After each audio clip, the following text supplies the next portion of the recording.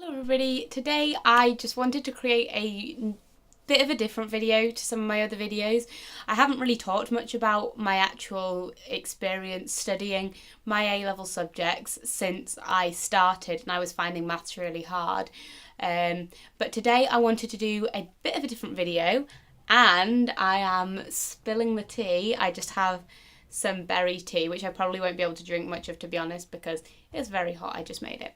But I'll be spilling the tea on A-level art and sort of talking about what it's really like, because I think it's a subject that different people see quite differently. I think if you are a creative, just putting my very hot tea down, if you're a creative yourself, I think you probably appreciate how hard it can actually be. But I think there is a bit of a misconception with A-level art about it being an easy subject, which is like the first thing I want to address, I guess, because yes, for some people it's a way easier option than academic subjects, because it, like, you don't need to memorize content or anything like that, and it's not about learning content. It's very different in that sense. With A-level art, the way you are assessed is purely on coursework and an exam project, but like, is it 75% of your exam project is coursework, and your actual exam is like 15 hours creating a piece, which again is not really like an exam as such, other than it fact it is not long at all to create a piece of art. I mean, 15 hours might sound long to you, but honestly, like, in art terms, that's a really short exam. So yeah, art A-level to me was not an easy subject. I know I probably would have had a much easier ride if I had chosen a subject, well, my other subjects, Spanish and psychology, whilst studying wise they were harder, they were far less time consuming than art. And in that sense, I found it incredibly difficult, because it took up so much of my time compared to what I know another subject might have taken up. So for art in the first year, I didn't spend that much time on it because I was still taking maths A-level, which I found incredibly hard and took up so much of my time trying to always catch up and understand stuff. And I didn't do that much of high quality in my sketchbook, which I will be sharing with you at Christmas when I get it back. And so my AS sketchbook, I didn't spend that much time in it. I didn't do very much work. And so at that point, yeah, it was really easy because I wasn't really doing that much. And it was reflected in, in my sketchbook and in the grade that she suggested that I would be getting if I left that sketchbook like that, and if I did get my act together to continue the course. Sorry, I'm just looking at my notes a bit, but so yeah, it can be easy if you're not going to do anything, but the problem was I didn't do much at that point. But to get into university, I couldn't slack off in my art. I needed at least a B, but personally I knew I wouldn't be satisfied with that, having got like almost, I think I got 1 mark off full marks in my GCSE art. I really wanted an A, like I desperately wanted an A, and in the end I actually got an A star. If you want to see my results video, I cried so much when I got my results for art. I didn't care about the rest of the stuff that was in that envelope. That is something I never thought would happen for me at A-level, which you'll see my sketchbooks and be able to understand that a bit more if you want. But there is an exam sketchbook, if you want to have a look at that, which is one of the things that helped pull my grade up from where I was in first year. But because, as I said, I didn't work that hard in first year for art, at least the first half of first year, once I dropped maths in about March time, then I got my act together once I was onto my second sketchbook sort of thing.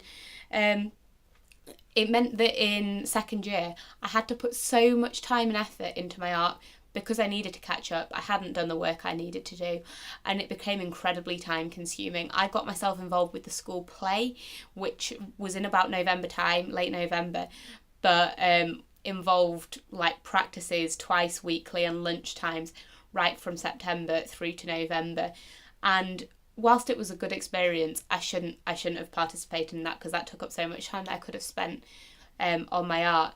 And from December to the end of January, so all of December and all of January, because I needed to totally pull myself together for my course, which was 60% of my grade, I didn't see anybody. I barely left the house on the weekends because I had to get the work done.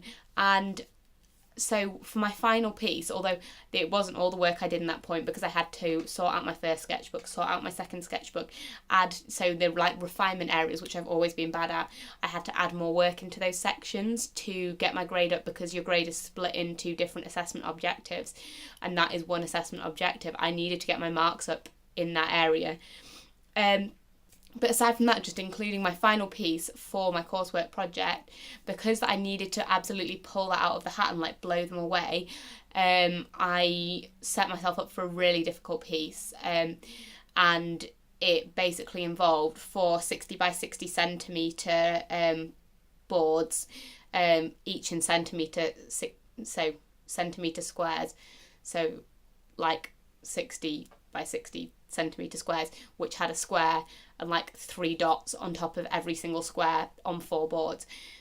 That took me 285 hours across a little bit in November, but mostly in December and January, where I spent every hour, literally about 7 to 8 hours a day painting that in school, at home.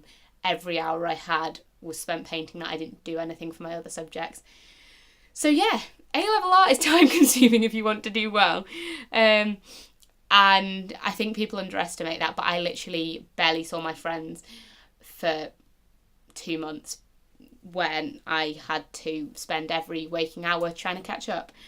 It is really hard to do well in a subject like A-level art, because however good you may think you are after GCSEs, chances are you will drop grades when you get to A-level art.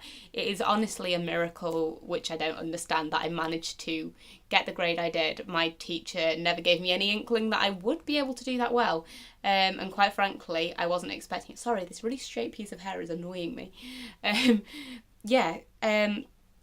But because it hasn't got a concrete mark scheme, you never get examined along the way. Different schools do it differently, but I never got any indication of a grade the whole way along. It's so hard to do well in, because you can't improve in a sense, because you don't know where you're going wrong and you don't know what to do to improve. And if you've got a really good teacher, you'll stand more of a chance of improving.